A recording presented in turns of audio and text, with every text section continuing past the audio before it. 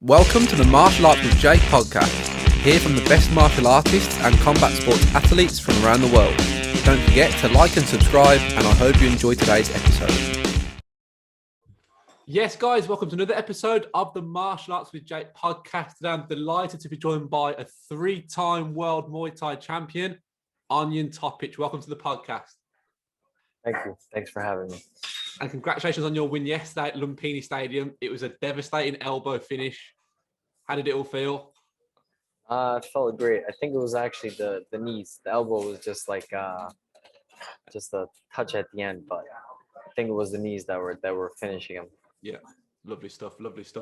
So will you take me back to the very beginning then? Because you were born in Bosnia. Am I right in saying that? Yeah. Yep. Can you take me back to the very beginning? Yeah, so I was born in Bosnia, but we had our conflict over there, the Bosnian War, and so we had to move to Serbia because we are.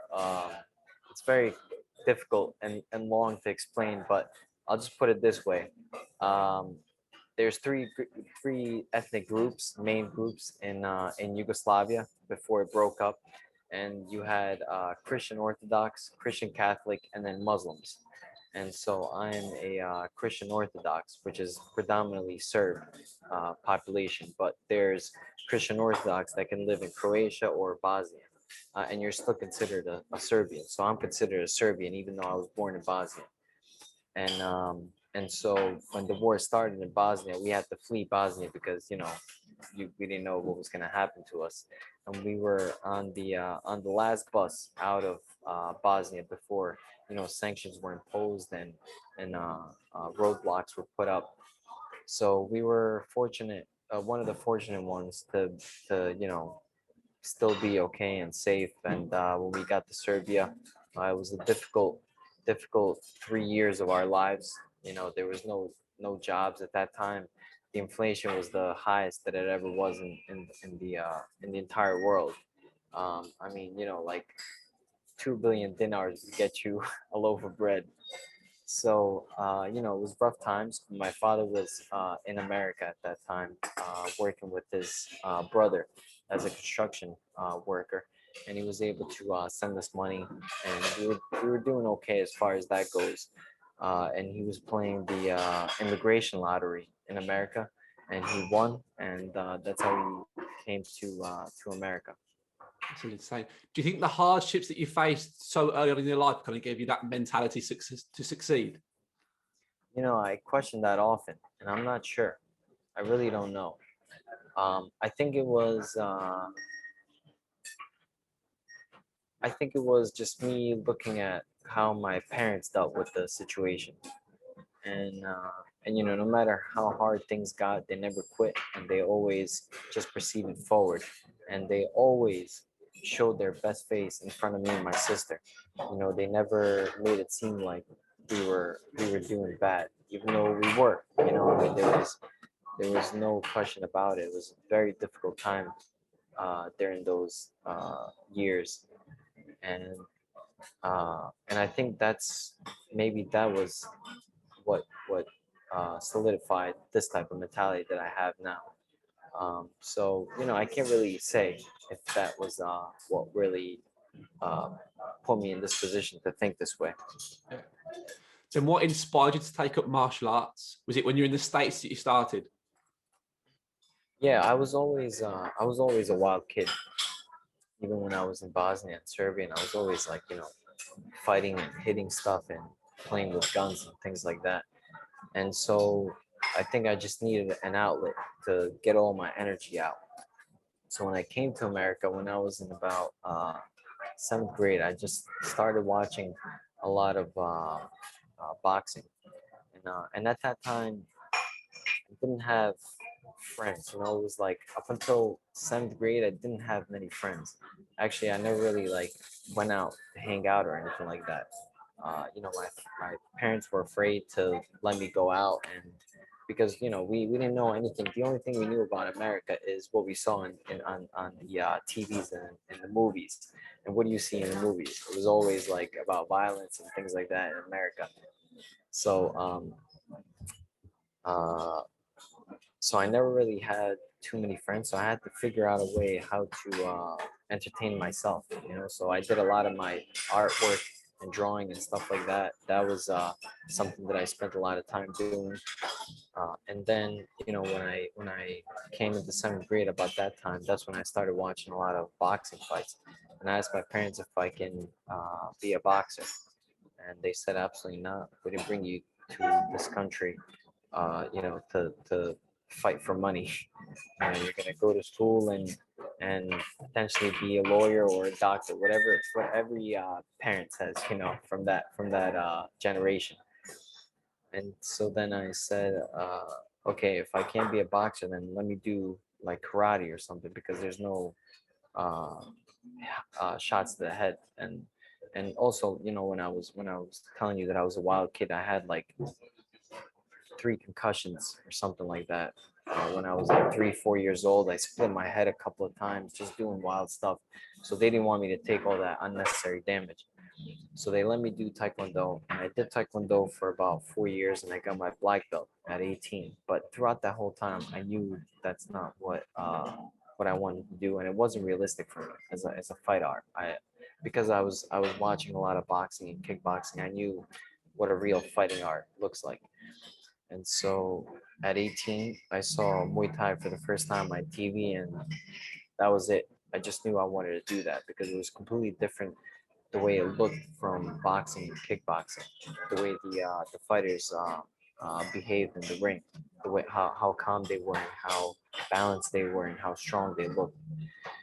So so then I ended up searching on the internet, Muay Thai, and I found the gym that I'm still with today, back in America, North Jersey Muay Thai, and I've been with them ever since I was 18 years old.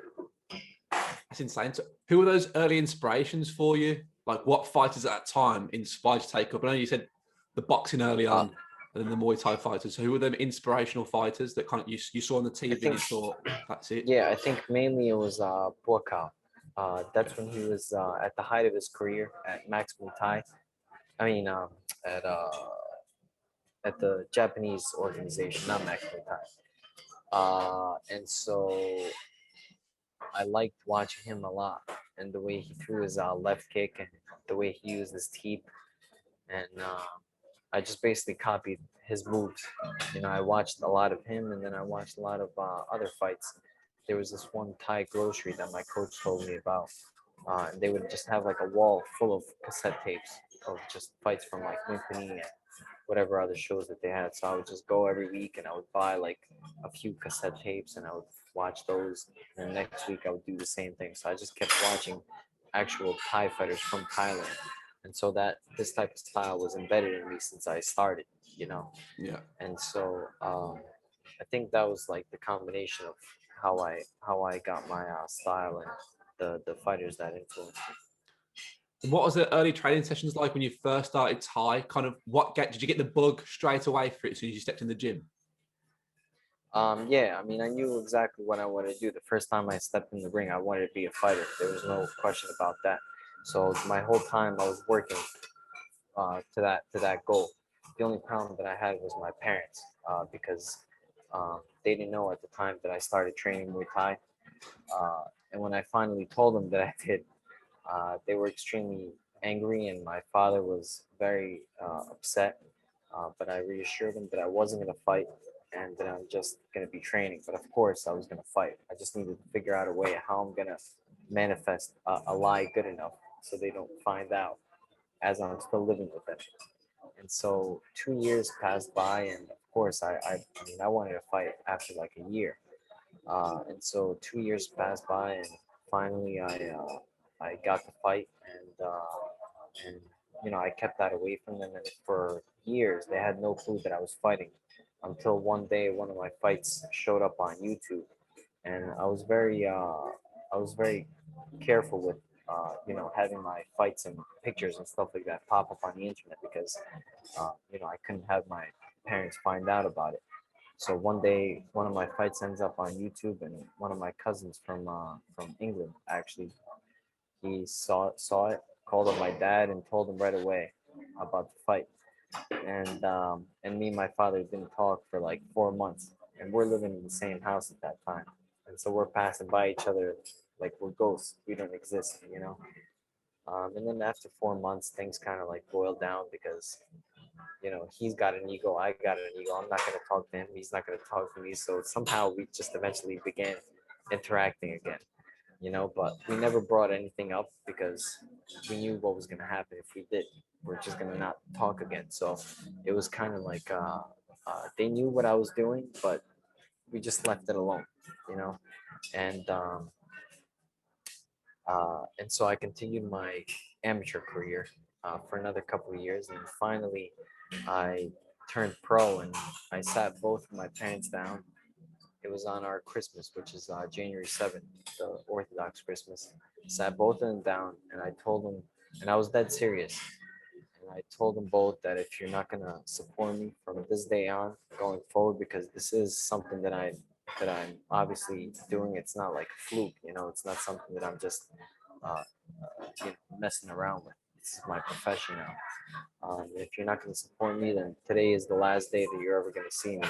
And I was ready to walk out that day, and I knew my mother was gonna succumb. There was no way that she was gonna say no to me. Yeah. But my father, on the other hand, I really thought that it can go both ways. You could either say, okay, pack your stuff up and get out, or he was gonna say, okay, I support you. And thankfully, uh, he said, okay, I will support you, and he's been supportive ever since then.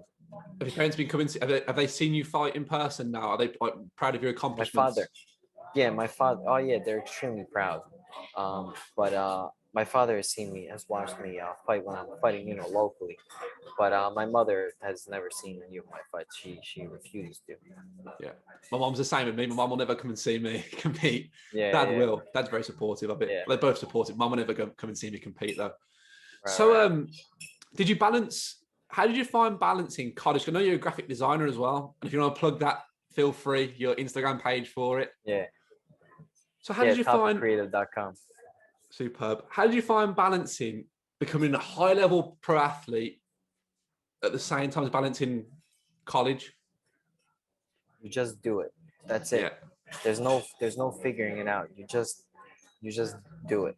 That's it. And that's why I honestly think that's one of like the greatest taglines for Nike. Just do it. yeah. That's it, man. That's all you need to do.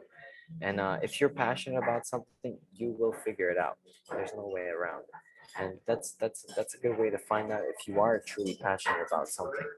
Um, you know, if you feel like you're not working hard enough to do something, then it may not be for you, and it was very difficult time. It really was. It was like 10 years of just hard work. I had to make money, work. I had to go to school, college, and then I had to fight. So it was really difficult time, but I was able to, just continue doing it. I was young and I was physically able to keep going forward. And then once yeah, so like let's say when I was working at my graphic design job, I would work from 9 to 5, and then from 5 to 9, I would be at the gym because I had to fit 2 sessions in one session, and I was fighting against top pro level fighters. There were some of them were Thai fighters that had like 200, 300 fights, and I had to figure it out. There was no other way. I wasn't giving myself another option. The only option is to quit, which was not an option for me. So I just had to figure things out. And then once I turned, after a couple of years, when I was professional, I was still working as a graphic designer, but it was just becoming too difficult because now I was becoming very high level at Muay Thai, and I had to choose one or the other. And I wasn't as passionate about, art as I am about fighting. So I had to choose fighting, and when I chose it again, that was very scary because I'm going from a secure position, making pretty good money, to essentially like no money. There was no money in Muay Thai, and there still really isn't money in Muay Thai. So yeah, I mean, I figured that out. I was able to monetize myself through doing seminars and doing private sessions and things like that, and that was it. Yeah. My coach always says to me, is the juice worth the squeeze? And then absolutely it is for your case. So what was it Yeah, like exactly. going from those early days competing, I'm assuming locally in the States, to then you're fighting on the biggest stage at Lumpini? So what's that transition like, the jump going from kind of competing in the States against top guys still, but to then the biggest stage in Thailand? Well, the main issue was just figuring out the scoring Yeah. and how things are scored at this level here in Thailand.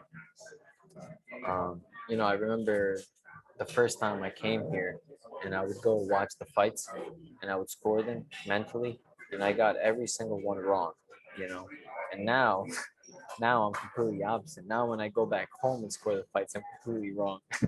So the scoring is just totally different, and that's what you have to get used to. It's not so much like the stage. If you mentally prepare yourself for that and you say to yourself, okay, this is going to be a whole new venture, I guess. You're not fighting in front of like 500 people. You're fighting in front of a couple of thousand people now.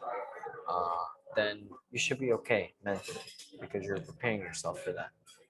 So it's mainly like the technical aspect of such as the scoring things like that.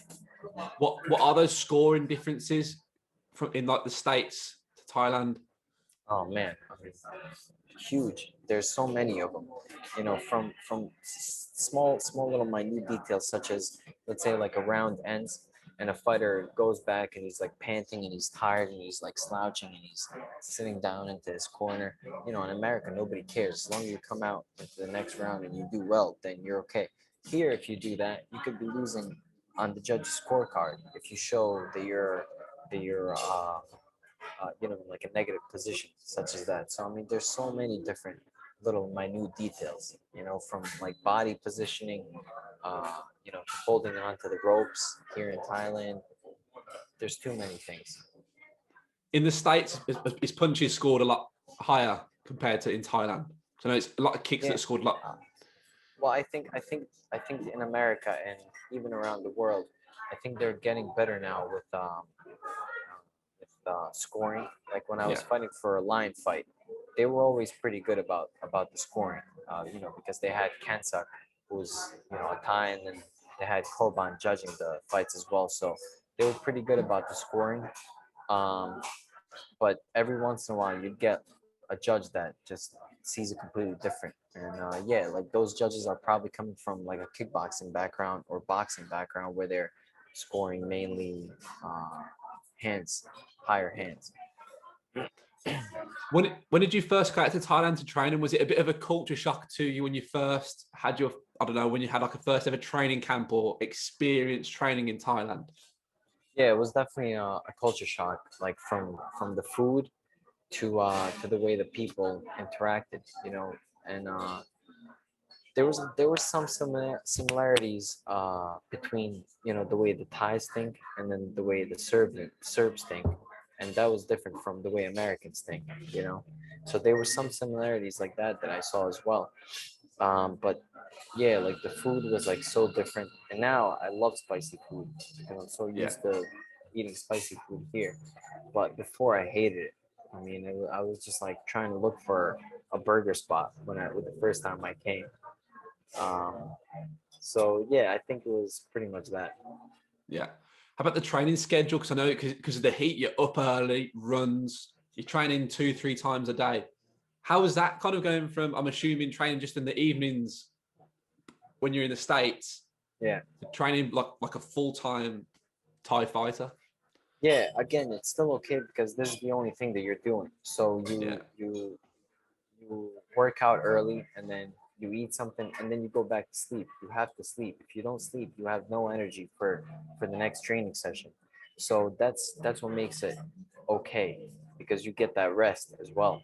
Um, and so it's not that much difficult, but going from like, let's say, working a 9 to 5 job then having to train, I think that's a lot more difficult because even though you're just like sitting down at like the computer desk and doing your design stuff, man, that was like it would just drain me. Yeah. Even just me just sitting down like this and then having to go train at a gym was like draining. So yeah, doing one thing is definitely a lot more beneficial. Yeah. You turn into a bit of a zombie behind the laptop screen, and then it's hard to pick yourself back up again, Yeah, especially when the right. weather's awful and you have to leave the house again to go train. Yeah, exactly. When you're going from like a seated position to doing like these explosive, crazy techniques, like 0 to 60 in no time. So you have to like prepare your body, you know. I suppose that you pick up injuries that way a lot easier. Yeah, yeah, Yeah. exactly.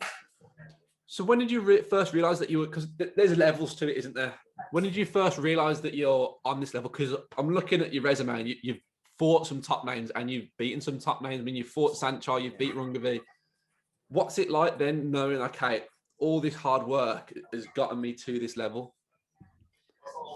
Honestly, I never feel like I'm at, like a high level, and I think that's a good thing to feel that way. Yeah. Because then you're never satisfied. You know, you're always hungry and you're always striving to get to the next level. So I never really feel like I'm there, and unfortunately, I don't think I will ever feel like I've reached like the top level. Uh, and so yeah, it's like it's I don't know what to say about that, but it's probably not the best thing or healthiest thing, but that's how it is. I was thinking just maybe because where you've come from, do you reckon it's giving you that underdog mentality going into everything Yeah, that you do? again, I'm questioning myself, and the older I get, the more I question myself about these things. You know, like how has escaping the war and seeing my parents and then living through a hard tough life. How does that shape me for this? You know, and I want to say it hasn't shaped me because I don't want to give that any credit. I want to give all the credit myself. You know, because Yeah. that's my ego. But who knows? You know, it's like so difficult to say that with definite give like a definite answer to that. Then what's it like facing? Because Sanchez is arguably the greatest of all time. You got Saenchai, Bakal, a few others. What's it like then going from from training in New Jersey to then you're fighting arguably the greatest of all time? What's it like, that experience? Exciting. It was Yeah. very exciting, and um, yeah, your confidence grows as well when you fight somebody like that, and then you do okay. You know, you do well against Sanchez, and I'm coming with like I think I had maybe like 40 fights at that time altogether, fighting somebody who has 200 something fights, and him knocking out people left and right, and then he's not able to knock me out, and I'm able to like compete with him. That brings up your confidence higher, and so for me, my coach was saying that was like a free private lesson for you, and I agree with him. Yeah. It definitely was, and I took a lot away from that fight, and I learned a lot just in that one fight. Um, as far as how important speed is, timing, explosiveness, and things like that.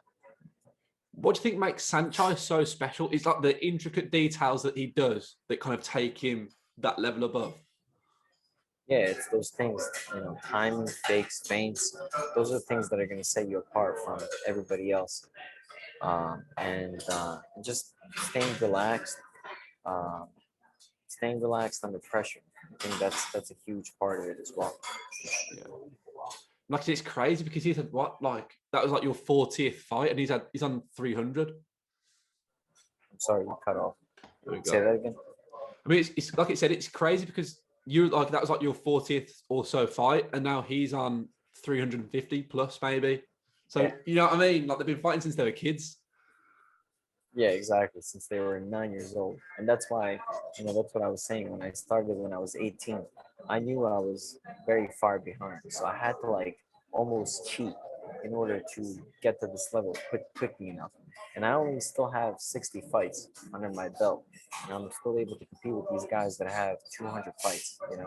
And it was all due to my mentality and the way I was able to focus and constantly think about how these guys at a high level train, and not just train but fight, and how they do things. So I was able to break that stuff down in a way where it was systemized and it was able to make it was making sense for myself, and that's what I utilize in my fights and during my training. Yeah.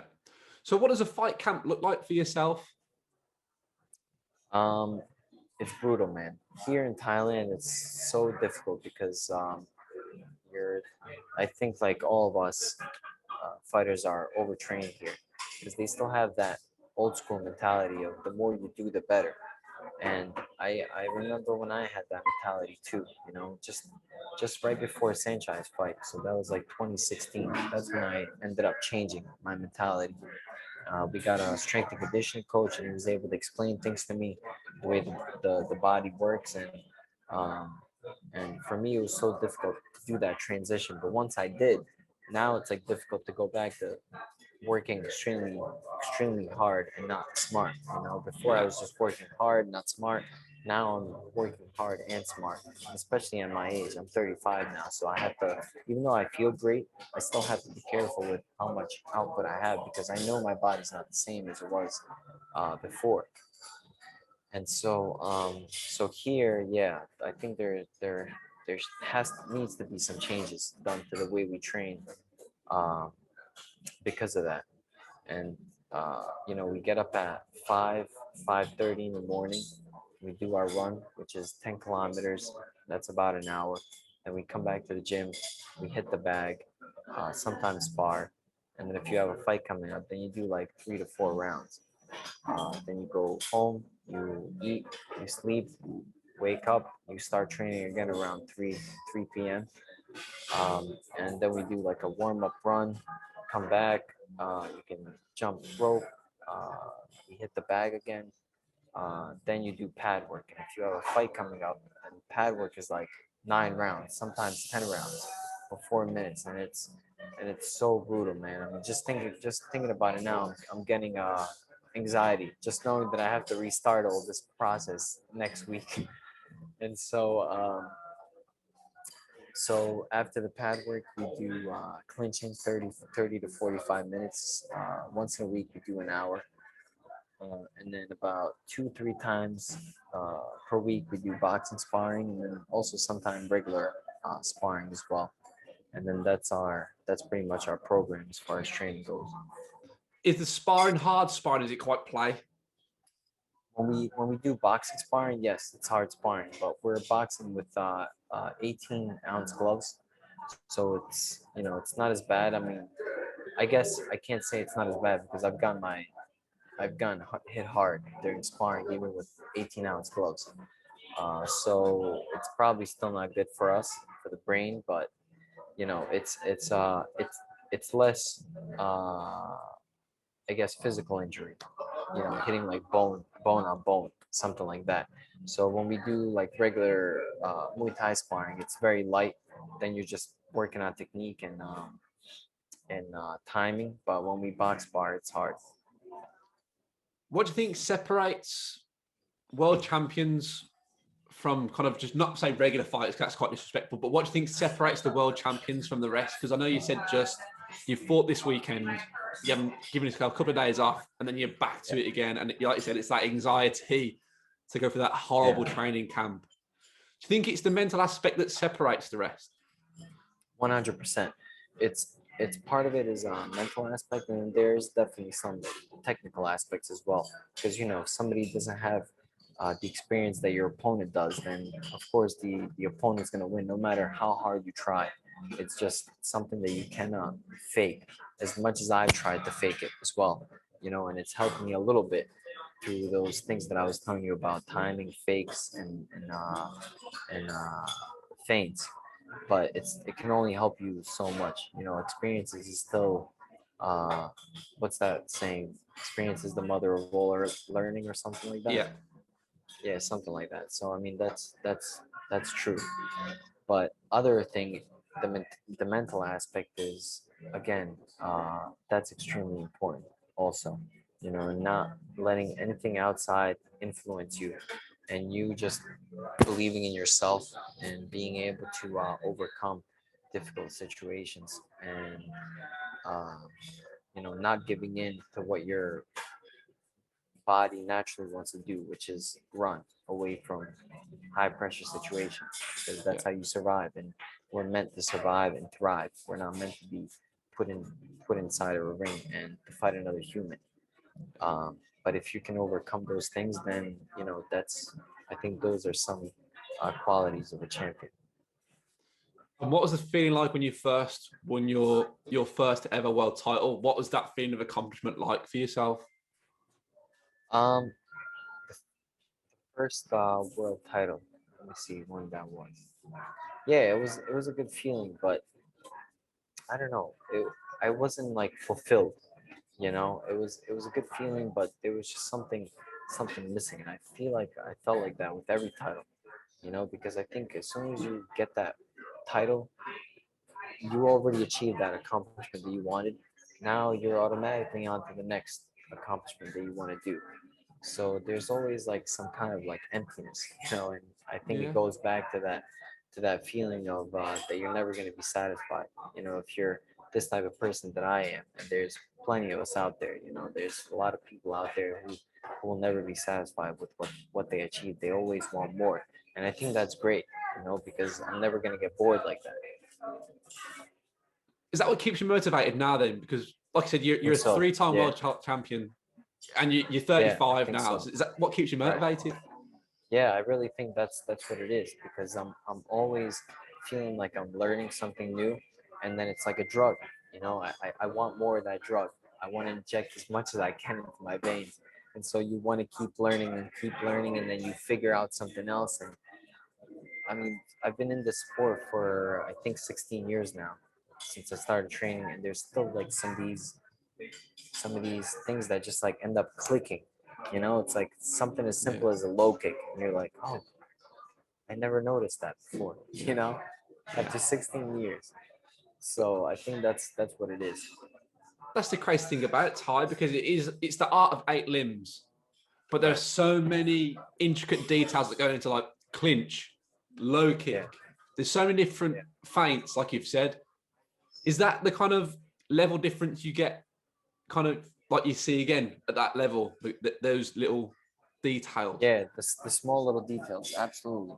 Those are Yeah, always like the building blocks of the overall picture, yeah, And yeah, it's something as simple as your foot positioning. If your foot positioning is off by like a couple of centimeters or inches, then you're not going to be able to reach your target. And those are the things that count. Or foot positioning as far as countering your opponent. If you're off by yeah. a couple of centimeters, you're not going to be able to counter and score that point. Is it quite a daunting experience fighting Olympics? I've never been to it, but I've heard the stories of like you've got the betters on the side, and the atmosphere is insane at these massive stadiums. What's the atmosphere like as you kind of the whole build up for yourself? What's your mental preparation like going into a fight there? Um, yeah, I think as far as the mental preparation goes, it's just staying calm and not like psyching yourself out. There's no reason to. It's just Yeah, another stage. So for me, I never looked at it like, oh wow, I'm finally fighting at Olympic Stadium. I just, it's just another day for me. That's it. I need to stay calm, stay composed, and control my nerves, and that's it. And do what you train for, and believe in your skill and technique. Because the uh, the training that you the amount of training that you put in is going to breed that confidence. So if you go back to your training and getting into those situations where you're extremely tired, and like maybe you want to give up, but you don't give up, you keep continuing forward, then those things are going to play a big massive role into the fight when you yeah, start doubting yourself. yeah. I spoke to Janet Todd last week, and she was saying that because she's also an aerospace engineer, and she has to be really Yeah. critical thinking in her job. But when she's Mhm. fighting in the ring, like there has to be no self doubt. It's kind of like instinct, and it's that kind of way of thinking. Like any self doubt that's when kind of you'll get caught. Yeah. Yeah, Yeah, I mean, self doubt is always going to be there, no matter who you are. but it's what you do with that that that makes the difference. You know, if you have self-doubt and you let it overwhelm you and take you over, you're finished, you're done. Yeah. But if you have self-doubt, like let's say during a training session you have self-doubt, and you say to yourself, man, I don't know if I can get this kick off in time. Well, that self-doubt is going to make you want to work harder to perfect that kick, or make these small, minute little adjustments that we were discussing before, you know, like the foot positioning to make that kick fist quicker. So then that way you, again, that self-doubt is going to breed confidence. So it's what you do with those emotions, you know, like same thing with the aspect of fear. We all have fear, and there's no way you can go around it. Every single one of us has fear, but it's how you manage that fear that's going to make the difference, and that's, you know, what's going to count in the ring. Yeah, yeah. So what are your future plans now going forward? Right now, it's just fighting as much as I can here in Thailand and building a name for myself, and so then I can get ranked and potentially challenge for a title. The trainers here believe in me. You know, the fighters here believe in me as well. They know that I have the skills, so now it's just getting a little more experience and that's it. How many more fights do you have to get ranked in Thailand? Is there kind of like It's layers you have to go, a lot of layers you have to go through? Yeah, it layers as far as fighters go, but there's like a set amount of fights that you need. You know, it's just it depends on you and how well you perform in the fights, and then you know you're gonna keep climbing up to that level where you're Yeah. able to be ranked within top 10, and then I believe within top 10 you can challenge for a title. Okay. So are you permanently residing in Thailand at the minute? Is it in Bangkok that you're in? Yeah, right now my goal is to stay here a year. And you know, depending on what happens, I mean, who knows? I mean, you never know what's gonna happen. I'm always preparing for the absolute worst case scenario. I can break my leg today, and you know, I'm gonna be done. So who Yeah. knows what can happen? But my goal is right now to stay here for minimum a year, and if things don't go well, when I go back home, I'm back home for maybe a month and a half, and then I come back again here in Thailand. How many fights do you reckon you'll have within that year? I'm not sure. Now is a difficult time. There is a lot of fighters, and they're all, you know, knocking at the door to fight. And so everybody has to get a turn to get on these shows. And there's still the same amount of shows, but there isn't as many fights. Although right now it's growing, and they're all televised fights. So you know the fighters who are not at a high level, they're not able to fight on these big shows because they're all televised. So the promoters are not going to put them there. So you know it depends on your skill level as well. Uh, so you know right now they're just trying to give everybody the same amount of opportunity, you know, Yeah. because like I said, there's a lot of fighters, and these shows are just trying to like cram everybody in. Yeah. Have you got that mentality though, like as soon as they'll give you a name, that's it, you don't care. Give yourself any name, you're gonna go for them. Oh yeah, absolutely. I mean, that's always been my mentality since I was an amateur. You know, me and my coach, we set out to you know get to this level as quickly as possible. And then of course for me, I just wanted to challenge myself as much as I can. And if I was fighting somebody who was at my level or below me, then I had no satisfaction out of that, out of beating somebody like that. You know, there was nothing to really overcome, so it wasn't really satisfying for me. I always wanted to feel like you know there was something to work for first, and then that's what gave me that satisfaction. So, and then of course my coach, as any gym owner, wants to build a champion. So that was his mentality. And so we chose when we were calling fighters out, it was always higher than my level. Yeah. Who is your coach, by the way? I forgot to ask. And were you his first ever world champion, or I is he had kind of Yeah, I had I have two coaches back home. One is Ray Cruz, who's I started out with him, and the other one is Joe Blumenlag, who had another fighter. So he was coaching one other fighter, and I was being coached by Ray. And me and the other fighter, Liam Parent, at that time, we were the two fighters that were high level at the time. And Liam Parent unfortunately couldn't continue because he had broken skull here from one of the fights, so he had to resign from fighting. But I was able to continue on, and I was the first champion that they had at the gym. I suppose that's quite cool because I suppose your coaches would have been really hungry for it as well. For Yeah, definitely. just like Yeah, again building their names right. as well as yours. Unfortunately, we had the same mentality. Um, we were never afraid of any challenges, um, and um, yeah, as far as the Muay Thai aspect goes, we had the same. We were on the same page as far as what we wanted, as far as a fighter goes, which is somebody who's technical and smart. Not just somebody who goes in there and just starts swinging wildly and hopes for the best outcome. We were extremely strategic and smart about the way we were doing things. Are you very critical in yourself in the way that you're in the ring? Are you very critical thinking in there? You kind of trying to think 2 steps ahead of your opponent the whole time instead of like fighting off reactions? Are you kind of thinking, okay, I'm going to do this to set this up? Or is it Yeah, fighting on instinct?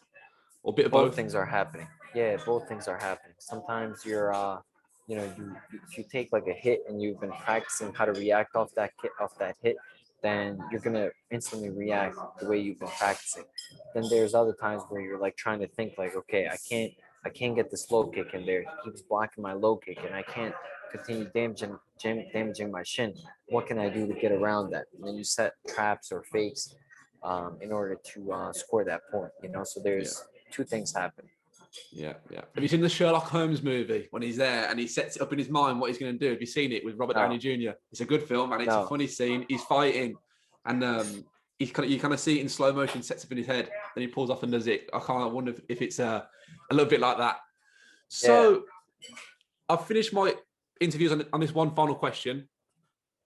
If you had to start again, what advice would you give to a 16-year-old version of yourself?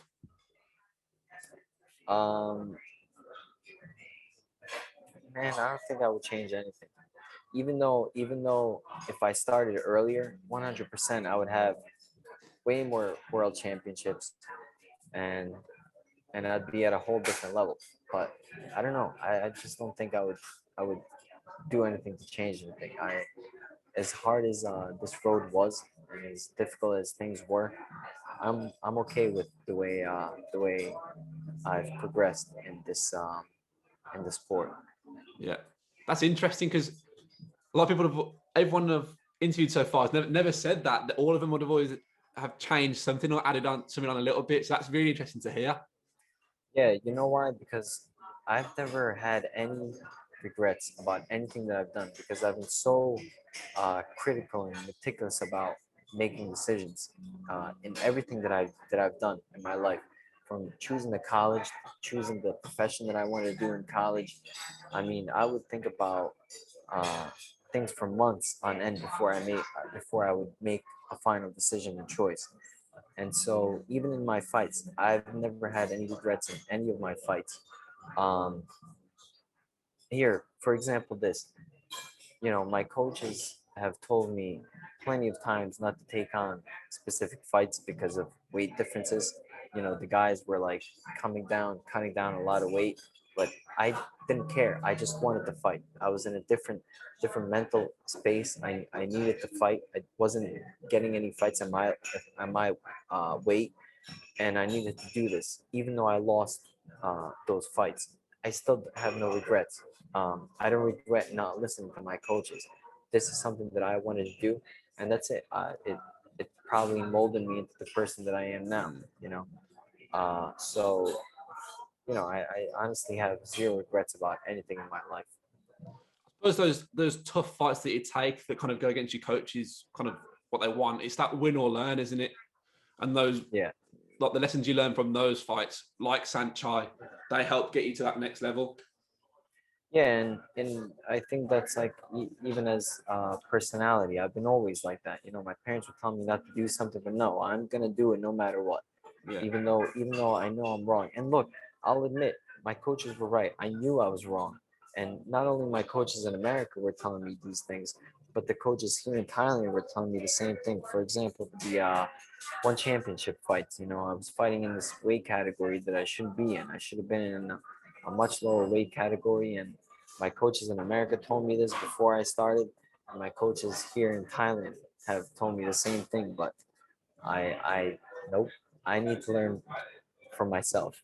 I need to do it my way, and that's it, you know. And you know, I learned that it's not the category that I should be in. I should be in a lower weight class.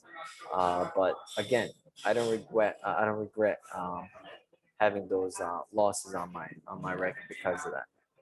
Would you like to go back to one championship and fight at that weight class that your coaches think you should and give it a shot there?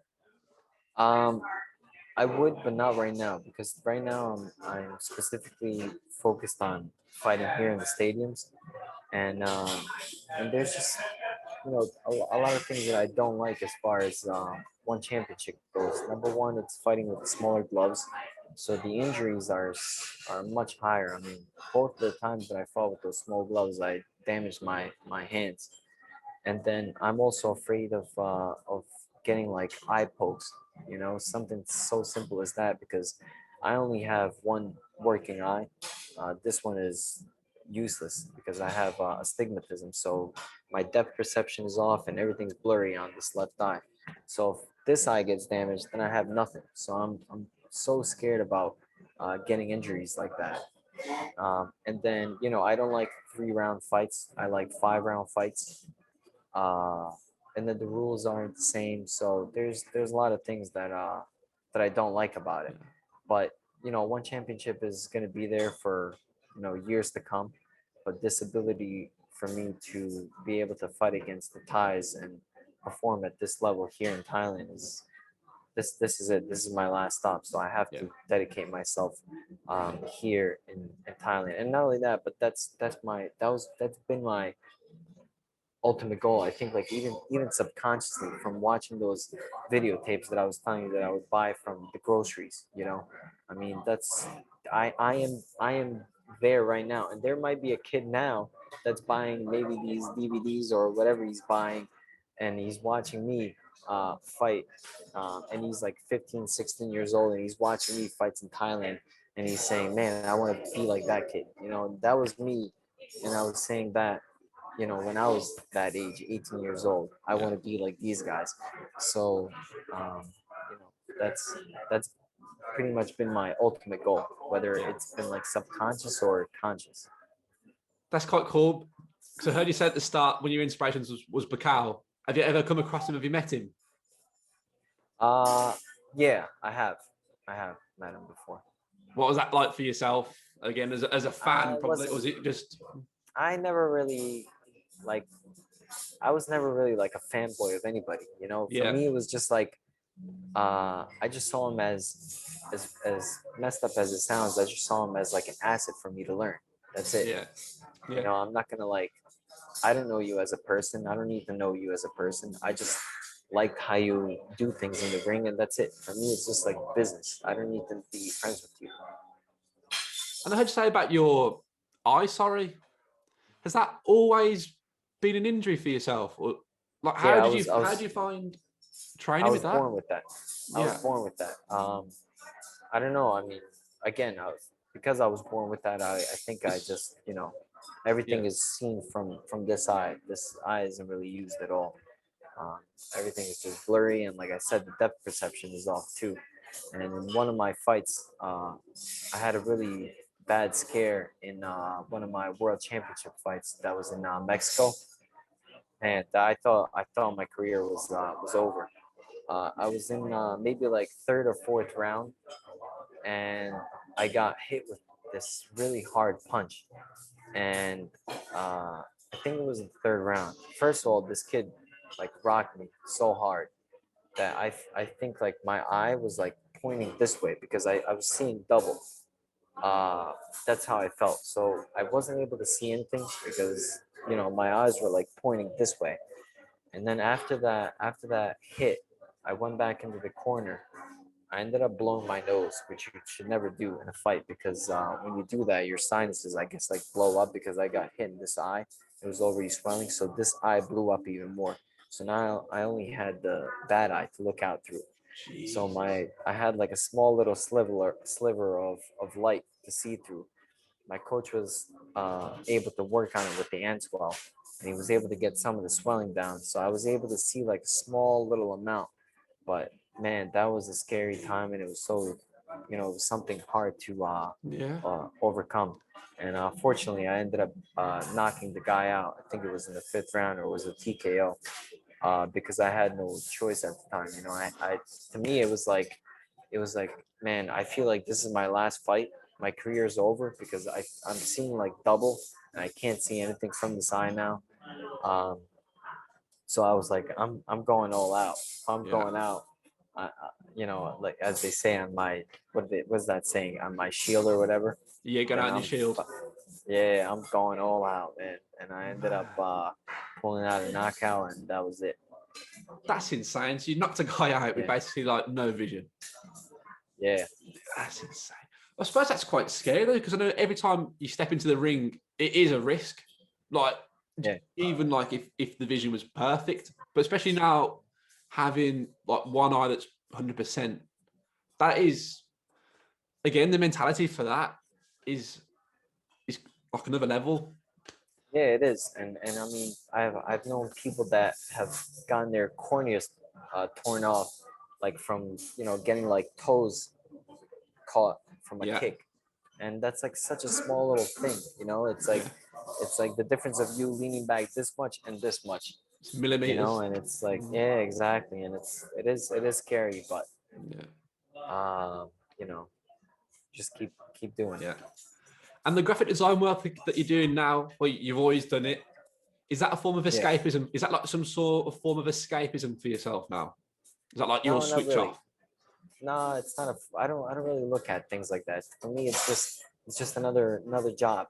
Something that Yeah, I'm passionate about and that I love doing.